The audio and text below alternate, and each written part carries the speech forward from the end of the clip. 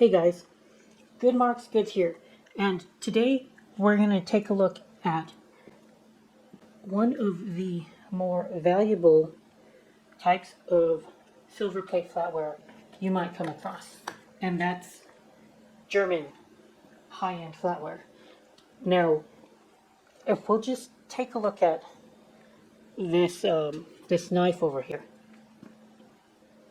can you all see that marking right there? Okay, well, maybe that's not the best piece yet to show you all. Let's see this ladle. Look at the craftsmanship on the ladle, guys. It's a pretty impressive piece of the flour, like, for real. And they didn't make this standalone. They would have went with an entire set. So to do that, you would have had to have been a person of means in order to buy this brand new. I would estimate. Unfortunately, I don't quite see a marking that I expected to find. No, let me. Oh yeah, okay. It's right there. It's kind of interesting that they punched it with the same marking. And y'all, I don't know if you'll almost be able to see it. You will learn a bit more from looking at the blade of this knife as well. So it says Primus Solingen Rostfrei. Now, I didn't know this before, but I knew that Solingen was the region in Germany that they were making this flatware, right? But I didn't know what Rostfrei meant until recently.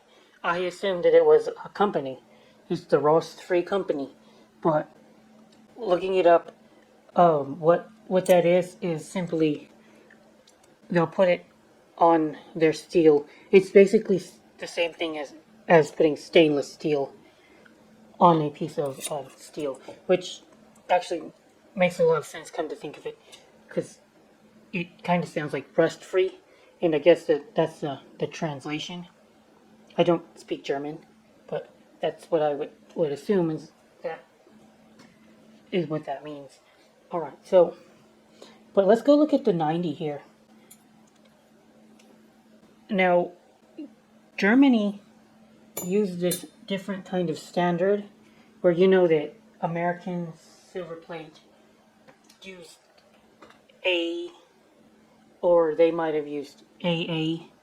You'll see Flatware with A1, and England also used A1 as well on their flatware. And that all indicates a plating standard with like a standard thickness or a standard process. Well, the Germans were similar, but instead they were punching the amount of grams of silver used it during their plating process. And I've seen this in Austrian stuff as well, because I look for a lot of Art Berndorf.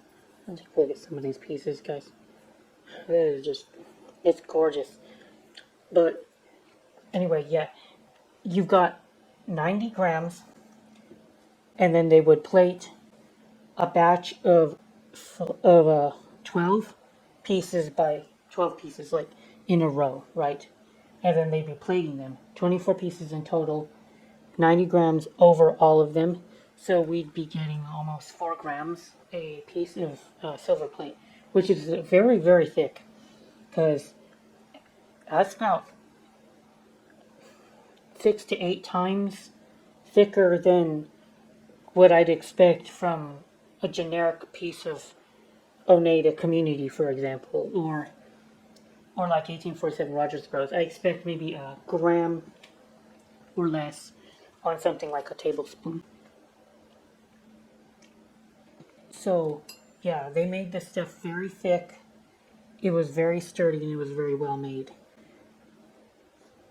I don't know anything about the Primus company, but I was able to look up any existing pieces, and they were able to. I saw one auction for 8 table settings, and that's probably around 50 45 pieces from the looks of it, and that went for $200.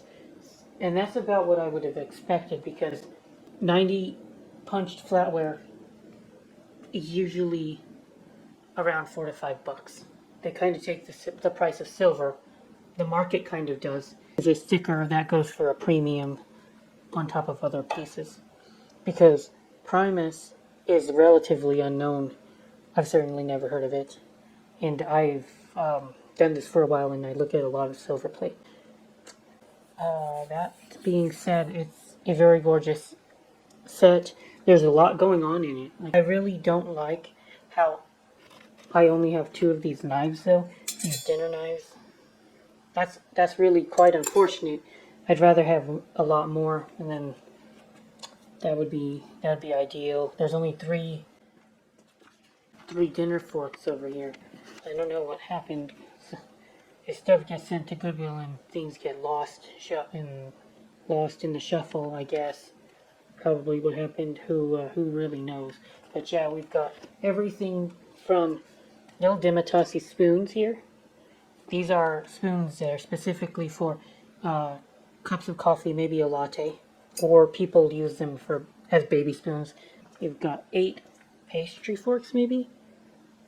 Tablespoons here. We've got 1, 2, 3, 4, 5, 6, 7 of those, and even a sugar bowl, which does have some damage, and I'll have to point it out. Unfortunately, it looks like something was happening here.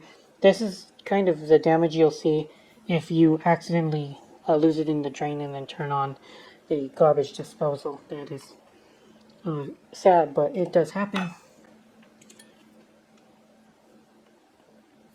Some kind of a serving fork, and even a bigger serving fork.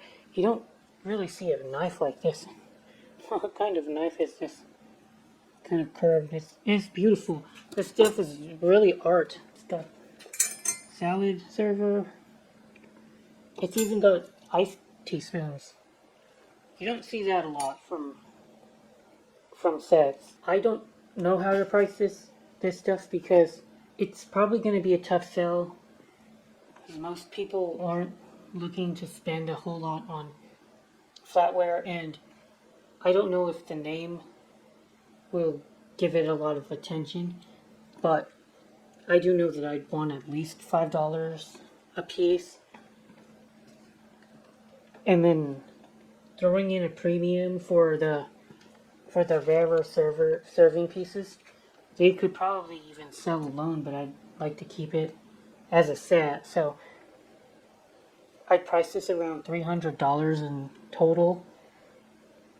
There's 52 pieces in here, $6 a piece, giving it a little bit of a premium because of the massive ladle here. This ladle probably has as much silver as, I don't know, half an ounce at least. Quite impressive.